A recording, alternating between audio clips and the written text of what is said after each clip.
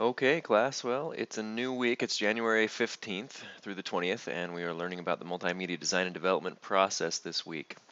So I have taken a chance to grade the discussion today and just make sure that everyone responded the way you did. Just as a reminder, be sure to respond for your first post on discussions should go up by Thursday, and then you should respond to at least 2 other students' posts. So if you didn't get those, then you might not have gotten the full credit for the discussion. Remember also, though, that late work is possible, so if you haven't finished that discussion, you can go back this week and finish that up for partial credit if you need to. Also, be sure to add yourself to remind.com. So on the course homepage right here, you can go to this link and make sure to add yourself there so that I can communicate with the class using Remind instead of D2L's email system. I don't like D2L's email system.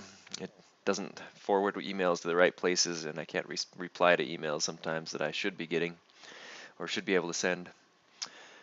Okay, well, taking a look at last week's readings from Chapter 1, I think it helps to know why graphic design is important.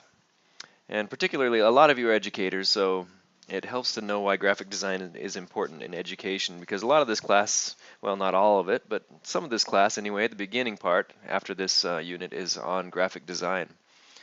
And so one thing that I think was very interesting from the reading on page 5, it talked about how everyone can benefit from knowing something about the mostly unspoken rules of visual communication. That's called media literacy. And in fact, this is important for us to know as people who try to communicate with anyone, and certainly teaching is an act of communication, but it's also important for our students to understand media literacy too, to be successful in the 21st century. And also underneath that, under Computers Democratize Graphic Design, it says, while ugly design may offend your good taste, it can lead to a more serious functional problem, poor communication. Learning some fundamentals will dramatically improve your visual message delivery, whether it's through your resume, a website, or slides for a presentation deck. So in other words, poor communication happens when we have bad design. And I know of a lot of people who are in various professional situations, including teaching, who are not very good at graphic design, not very good at designing items or putting them together on the page, and that leads to poor communication. Well, poor communication is poor teaching.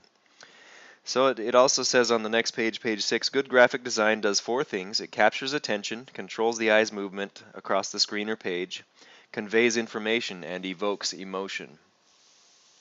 So it does those 4 things, but I would say also that good teaching does these things as well, except for maybe controlling the eye's movement because it's not specific to that. So good teaching captures attention. It controls attention instead of maybe the eye's movement across the screen. It conveys information and evokes emotion. So it's interesting to think about how these parallel, really, this graphic design idea and good teaching, for those of you who are teachers or thinking about teaching. If you're not, that's okay too, because you'll learn some good things about graphic design for whatever area that you would like to apply it to in this class.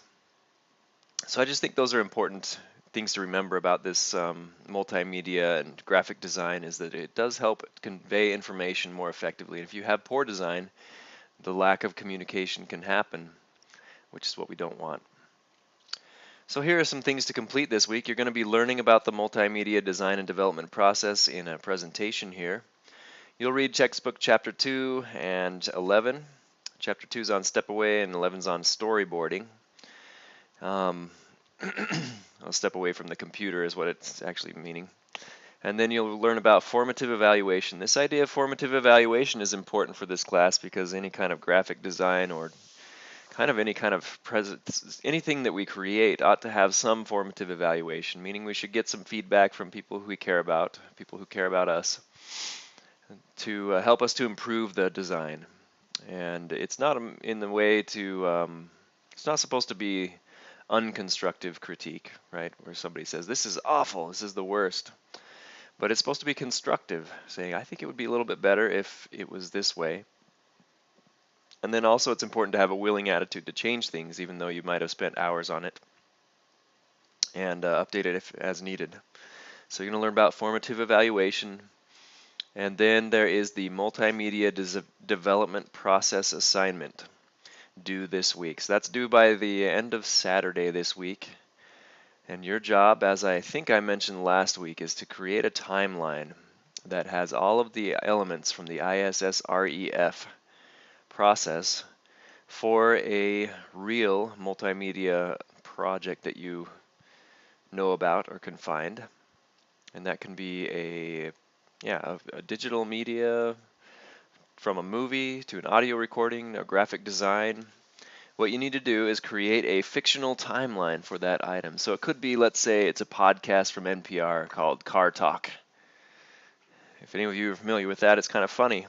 So you might go through and you might talk about the idea element of it, and the script and the storyboard element for an episode of Car Talk. Or you might think about the movie Frozen. How was that created? What happened to create that? Now you don't know the true story, maybe, although you might be able to look it up. But but you're going to make up your own story anyway, and on what each element includes. So for each element, you want to indicate on the timeline how long each element probably took. So for instance, for Frozen, the script probably took a few months, I'm guessing, but the storyboard was probably significantly longer, and then recording, of course, was animating, so that was probably even longer than that. Probably took a few years to animate that movie. And then to edit it was probably significantly shorter. Indicate what you think the general process was for each element of the multimedia development process. So for instance, if we look at just the script element of it, you might say that there was a team of writers who got together and kind of divvied out the work, and then wrote the script from beginning to end, and then there's probably a revision process, I'm guessing, along with that script to get it to be better, and so forth. So that's what you talk about there. Tell the major people who might have been involved in each element. So for instance, there are probably camera, well, not necessarily camera for Frozen, right? Because that's an animated feature. So animators, probably an army of animators, right? Had to create different characters first, probably, and different settings, and then animate the characters to be recording. This is for the record process. Let's see what else. Tell what materials, tools, programs, and equipment might have been used in each element of the multimedia development process. So for the, let's say for the script again, they probably had to use a lot of word processing software, and probably not a lot more than that for the scripting part of it. But I guess for the recording part, there are probably all kinds of animation programs. And then indicate the possible locations in which the activities for each element of the multimedia development process may have occurred. Oh, I forgot to mention too, they had to record also the actors, right? The actors had to record their voices while they watched the animations for the movie Frozen. So it's just kind of fun to talk about what goes into a multimedia process, but make sure you give a lot of detail about each one. Think of a timeline. How long would it have occurred? Who were the people involved? What was the process that they followed? And I'll grade you based on, each element, ISSREF. Is each one adequately covered with with the length of time, general process, major people, and so forth? So taking a look just at some of the possible ways you can create this, time toast is a great one. Time.graphics is a good one. Line do you can create with that one. I'm going to go to time toast just really quick. Open up a new page here and hit enter. Here we have a timeline maker. Make a timeline, tell a story, and I can hit get started. And I can go public and choose a free plan and create an account on this site. And most of the sites are going to include this type of activity. So I think I already have an account on this one.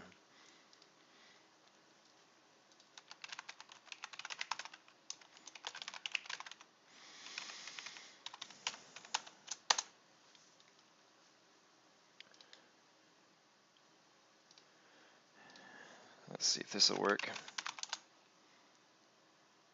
Oh, okay, here we go, I've got one. So I can add a timeline, and I've got a sample one right here that you can kind of look at too. I'll edit this one. And so right here, I can create an event. I can add an event, and just choose what the event was. This would be maybe the ideas stage of the production. Let's say I chose Frozen as my example, the ideas stage. And then I could enter a description. And this description I think can be as long as I want it to. So let's just pretend that the idea for a Scandinavian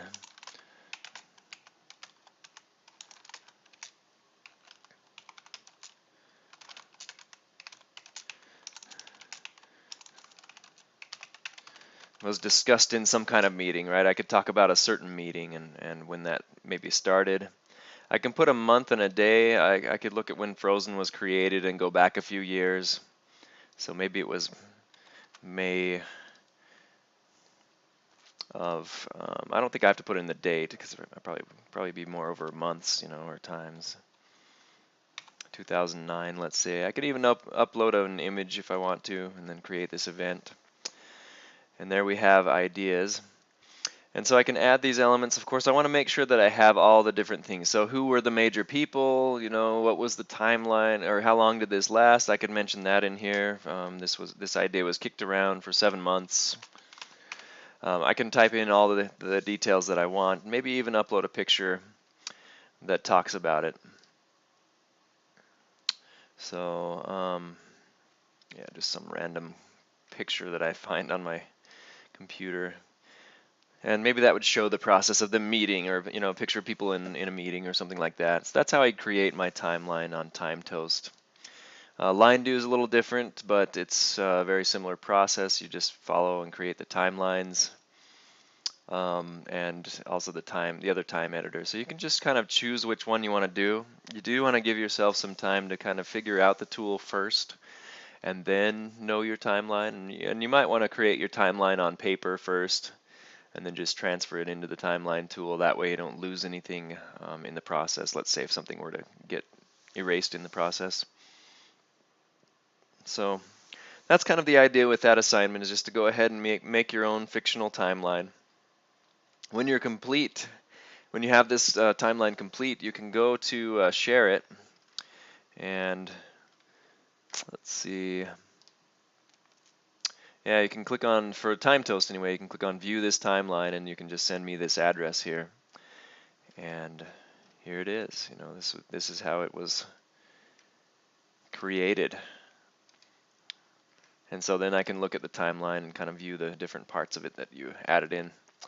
So you just copy this address and make sure you submit that to me to the Dropbox. I think the Dropbox requires you to submit something, so you can submit a Word document with this address in it, or put this address in the comment and submit a funny picture. I don't care, but either way, I just need the address to make sure I can look at your timeline and grade it. But let me know if you have any questions, or any issues that you run into. And good luck completing the activities for this week, and have a great week.